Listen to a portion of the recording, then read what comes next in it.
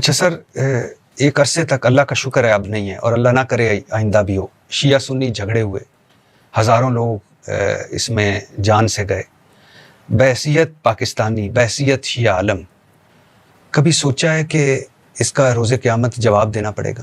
بالکل ایسے ہی ہے. میں تو آپ کی بات میں تائید اور اضافہ کروں گا اور اس بات کو بالا کروں گا کہ سب سے زیادہ تکلیف تو اس مسئلے پر شیعوں نے اٹھائی نا.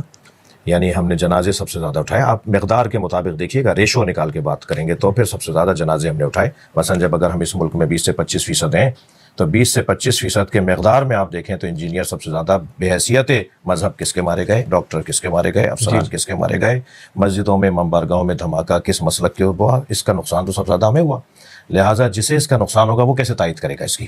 سب سے زیادہ اتحاد بین المسلمین کی بات تو ایک شیعہ عالم کرتا ہے. سب سے زیادہ تو اتحاد بین المسلمین کے حوالے سے قربانیاں تو ایک شیعہ عالم دیتا ہے. یعنی میں ان سپاہیوں میں سے ایک ہوں، مجھے اس پہ فخر ہے کہ میں اپنے ذاکرین سے بھی، اپنے حتیٰ علماء جو بہت زیادہ پڑھے لکھے نہیں ہوتے مگر ایک ابتدائی ایک سطحی تعلیم جن کی علم دین کی ہوتی ہے، کیونکہ جو معتبر اور بزرگ پڑھے لکھی شخصیات ہیں وہ کبھی ایسا نہیں کریں گے اور نہیں کرتے.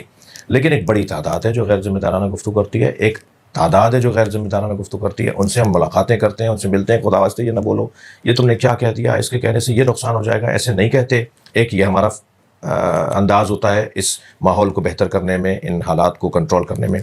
دوسرا انداز یہ ہوتا ہے کہ میں الحمدللہ ان مبلغین میں سے ہوں جو مولانا طارق جمیل کے گھر چل کے جاؤں گا، جو کسی بھی مولانا مفتی تقی عثمانی صاحب کے گھر چل کے جاؤں گا، جاتا ہوں، گیا ہوں. اسی طرح مولانا منیب الرحمان صاحب جب کبھی کسی میٹنگ میں بیٹھیں گے میں اپنی کرسی چھوڑ کے کھڑا ہو جاتا ہوں کہ آپ میرے بڑے ہیں، آپ یہاں بیٹھیں گے میری جگہ. ممکن ہے کہ پہلے ہم آ گئے ہوں تو سیٹ اچھی ہو، نہیں، سیٹ ویٹ کیا ہے، تو یہ اصل تو تہذیب ہے.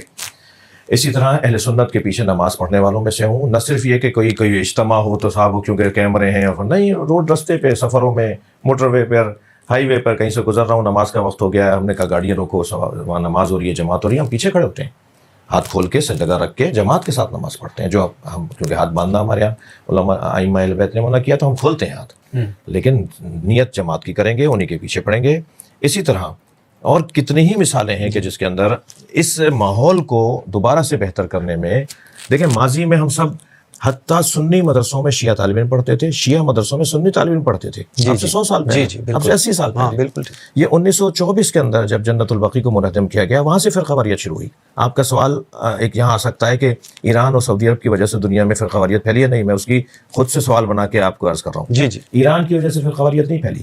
جب 1924 میں جنت البقیع کو منہدم کیا گیا اور کربلا پہ حملہ ہوا، 600 لوگ کربلا میں ایک وقت میں مار دیے گئے امام حسین کے حرم میں، اور وہ سارے آل سعود وہاں سے حملہ کرنے کے لیے آئے اور انہوں نے جنت المولا کو گرایا، انہوں نے جنت البقیع کو گرایا. وہاں سے فرقہ واریت شروع ہوئی. تحریک خلافت ہندوستان سے شروع ہوئی سلطنت عثمانیہ کو بچانے کے لیے کہ ان کو دوبارہ سے واپس لایا جائے تاکہ مسلمانوں میں یہ تناؤ کشاؤ ختم ہو جائے. تو یہ جو ماحول اب سے 100 سال پہلے تھا، اب 2025 چل رہا ہے تو آپ 1925 میں جائیں تو 100 سال میرے خیال سے ہم صحیح کہہ رہے ہیں کہ 100 سال پہلے ہمارے اپنے مدرسے کے اندر، میں ایک مدرسے کا محتمم ہوں، اس میں 100 سال، وہ مدرسہ ہمارا تقریباً 100 سال پرانا مدرسہ ہے، اس میں سنی طالب علم پڑھتے تھے، شیعہ علماء سنی مدارس کے اندر پڑھتے تھے. آج بھی شیعہ مدرسوں میں سنی مؤلفین کی کتابیں پڑھائی جاتی ہیں اور سنی مدرسوں میں شیعہ مؤلفین کی کتابیں پڑھائی جاتی ہیں. یعنی کتابیں تو کیونکہ نصاب پرانا چلا آ رہا ہے، زیادہ تر پرانا ہے، کچھ چیزیں بدلی ہیں. ماضی بہت اچھا تھا ہمارا، ایک دوسرے کے ساتھ رشتہ داریاں تھیں، ایک دوسرے کے ساتھ اٹھ بیٹھ تھا، ایک دوسرے کے ساتھ بہت زیادہ قربتیں تھیں.